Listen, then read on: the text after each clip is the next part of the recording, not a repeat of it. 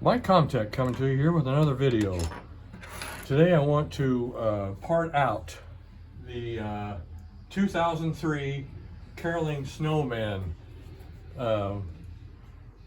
Plush music, the Plush musical topper. And this was the first one that they made in the Jingle Pals. Number one. I'm just looking at my notes here. Yeah, number one. So this was like I say, 2003, and I want to part this one out because the battery box on this one over here is totally shot, and there's no repairing that to make anything. I mean, the metal on the negative side and the metal on the positive side is just completely gone, and then that battery compartment is part of the body of actually the snow woman here. It's actually part of her body, and so it is the same on the snowman over here too. So I've got my trusty tri-wing 3mm. I've already loosened these screws. I'll go ahead and take the rest of the other two out, but we're going to have to do some seam ripping here too because there's no way around it. So that takes off that little bracket on the battery compartment, and then the battery doors were shot too. They were gone. They were totally gone. So if you put your finger up through here, you can feel that, yeah, that's all part of that body of this snow woman. So we're going to have to, the only way to take, I can't push this through here. I could probably pull the whole mechanism out through here, but you know, I don't want to really have to do that. I mean, you probably could. I was wondering if I can do that. Pull that completely out of there. Get it started around here. It's pretty tight fit. And then we got, now I found another little hole here that they made because the two snowmen, or the snow woman and the snowman, are joined together. And there's a JST connector in here. And then that JST connector sets right about in here anyway, and then these two are joined at the hand here with a piece of string. But here's a little JST connector here, so we'll need to cut this tape. Looks like they got some clear Kapton or something tape here. We need to cut that and get this off here. Tell you what, when they build these, they build them sturdy. But the test of time gets to them after a while, and besides that, it doesn't help matters any when people leave batteries inside of them. That even leads to their demise even quicker on that front, for sure. All right, so we got the tape out of the way. Get this. That's some 21-year-old tape. Yeah, so this thing's 21 years old. So let's unplug, unplug this connector. And then just give it a little tie here and twist it around and plug it in. That's a nice way to do that. So that disconnects the snow woman and the snowman, completely disconnects them. Just for the heck of it, I want to try that, but the try me, or the try me, the push button is in the snow woman side, so that's going to be there's going to be wires running here. I can feel down into here. So if we go pulling that out, you know, and this is all stitched here, so that's why I kind of wanted to lift this from the base to get it off of the base, because like I say, I'm not gonna, I'll fix it, but I'm not gonna keep the base. I'll just keep the mechanisms. I have another one just like it that probably needs some parts, but just for curiosity, I want to see if I can get this to stretch over this. Yeah, so it would pull out of there probably. And if I pull that whole thing out, so then you're going to basically, yeah, so there's the, so here's the mechanism here, and then here's another JST connector for the the Try Me button, so that does indeed come out of there. And then if you want to unstitch that, you know, some people said, you know, they have some that don't work and they want to make, just keep the little plush, the plush snowman or the snow woman or whatever, which one it ever comes from, and to keep that and then use them for little puppets or just, you know, decoration if they're not going to function and work anymore. So this is one way you could do that. Get this mechanism out, get to it, and then get it out of there. And then we'll get rid of this tape here off this JST connector. And that stands for, JST stands for Japan Solderless Terminal. And it's actually a great idea. If you got you can buy them pre-wired, or you can buy them in a little kit, and you can crimp your own ends on here. There's different millimeters, different types. This one's a little bit different. This has the exposed pins here, and then the old hot glue. Okay, so here is the robotic mech from the Mrs. Snowman. So there's a 4-wire hook up here, and then we have the Try Me button here. And boy, when they put that in there, they pinched that wire so bad I see some bare copper hanging on that one. That probably didn't affect it. That's not what's wrong with it. This one here suffered from, you know, just a battery neglect. So this one would contain all the electronics, the controller, the sound module, and here's the little speaker right here. So this one would contain all of that. And of course, it looks like this will have to be, this is glued on, this mesh, because this is part, if you saw the other video I did on the snowman on the piano, this basically has the same kind of mech. This top part, this little round top part, isn't quite as big, but like I say, this contains all that. So we're gonna set that aside, and then we'll come over here and get this one off here. So I'll get the tri-wing screwdriver again, unscrew that one, and unscrew this one.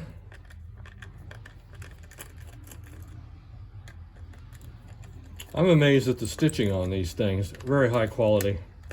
Even the newer ones, they still have that very nice look. If you ever spotted a Hallmark knockoff on one of these, you can spot the knockoffs a mile away. They just do not have that finished look that the Hallmarks do. Okay, so here's the, actually this is still good. This didn't get all messed up from the battery attack. This metal screw receptor here is still good. These 4 screws are still nice and silver with their little captain keepers on here. They didn't get destroyed. That'll probably keep as a part. And then we'll do the same thing here. We'll just kind of pull this fabric back, work it around the outer perimeter. I would love to see how fast these are produced in the factory. I would love to see that, how fast they can put these together, sew them together. I mean, you know, that's why I was talking about the stitching on the Hallmark are just so superior to the knockoffs. And the knockoffs, you can just clearly see that the material's not the same, the quality of the stitching and the size is usually bigger. Okay, we just about got it. Polyfill wants to be a little bit of, what do we got here? We got a piece of, oh, is that the, oh yeah, okay. This is if you see this right here, see this string right here, that string? That's what is tied to that mesh, and that facilitates that's probably sewed right to the top of the snowman's head. So when that motor goes up and down, that facilitates his head to bob up and down a lot easier instead of relying on this little cone here to keep pushing up. Something has to pull that head back down for him. So that's what that string does. Boy, that would be a wonderful thing to have to put back on there, wouldn't it? Well, let's see if we can just take the mesh off right while I'm sitting here. Pop this off this glue part. And then from the factory, they put a little, we wish. So this one has the, so each, looks to me like that each one has its own speaker and electronics. And that's kind of what was a little bit different about this one compared to the other ones, is most of the other ones have one battery pack. Yeah, here's the mech. Here's the robotic mech here on the Snowman. So it's going to have the back and forth rocking motion. This is going to bob. This is going to bob up and down. And then, like I said, if we bring the Snowman back up here where he belongs, make him look a little halfway presentable. And if I reach in there and grab that string, you see that's, if he was sitting vertical, and that facilitates him, like I said, bobbing that head up and down. She didn't have one because her head does not move up and down. So that one just had just the little protective mesh that probably keeps from eroding into the rest of the Snowman, I imagine. And see if we can get this one off here. This one seems to be on here a little bit better than the other one. We get one place started is all I need. See if we can start this point right here.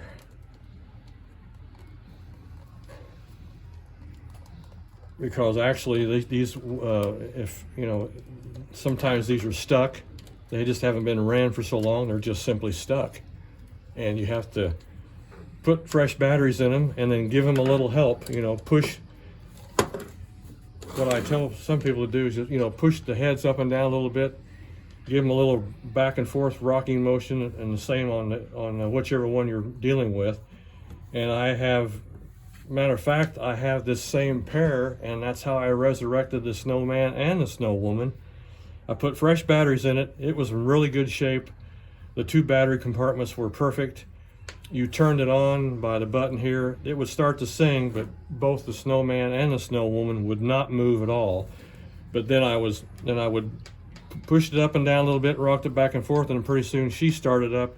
And I did the same thing to the Snowman, and then he started up, and it's been fine ever since. And I flip it on, you know, every so often just to check it, but it's been great. But you know, it just sat for a long time.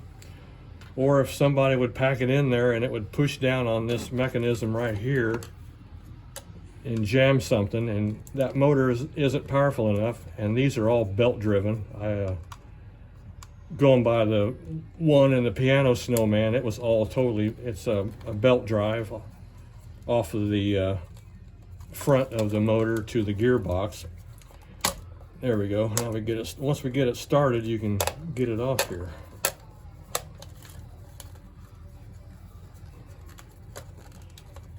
But some of that glue is tough stuff. I don't know what the tensile strength on that glue was, but wow.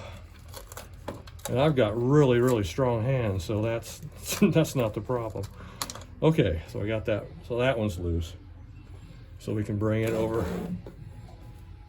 here too. Actually, we can kind of store it back up in here for now. But anyway, that's what I wanted to do. So the little thing really that's still in here electrically is the wiring for that button. And you can pull that out because I've got my finger right up into the armhole here. And I can feel that wire going in here. You can pull that out, take that little button out. Save the button because you never know if I have one come in here, or if I pick one up at a thrift shop. That's what I usually do. Get them for $5, $6, you know, $8. Just get them for that. Then it's they're worth messing with, either for parts. Look at it this way: if you bought one for that kind of money, even $10 or something, you know, shoot, you got there's going to be parts in here no matter what. So what I'll do next is we'll do I will hook these two together. I'll have to check all the pinouts and see what these two hook together, just like this. Let me get back in frame for you. Sorry about that. I probably was out of frame a little bit. So these two hook together, and then this was the button that turns it on. It turns the whole unit on, and then this one ran on 4.5 volts. It apparently has its own electronics and its own speaker, and then she has her own electronics and a battery box. This battery box is good. So this one is still nice and silver, hasn't been exposed. If you rub your finger in the side of the cases here, you look at your finger, if you don't feel any kind of resistance or any kind of residual something on your finger, and then it's good. But this one, totally shot. This one here, if I touch this copper, it just goes to pieces. And then the other terminal, this one was the one that had the spring on it, and this was the positive side, and it is just gone. It's amazing what that stuff does when it sits in there and just keeps eating away and eating away over time. It's amazing how that can degrade those. So this one was over here on this side, and then this was the snowman, and this one was the mech for the snow woman. So there they are, and these will make good parts, but I got to find out the wiring on this, what this communication is between the two sides, because one would fire up and it would run its animation, and then she would sing and do hers, and then they would both chime in and then run the animations on each one of these. So this one was kind of unique, like I say, because it had two different battery boxes. So this one ran on 4.5 volts and this one ran on 4.5 volts. So anyway, we'll have these for parts, and then tear these apart and make sure they're fully working. And if they're not, we'll try to make them work, and then keep the plushes here in case one would come in here if I found another one or something. You never know. Or I can make some puppets out of them, or decoration or something. So anyway, thank you guys for watching my videos. I'll probably do try to do a little follow-up on how these two are wired together. So all right, talk to you all later.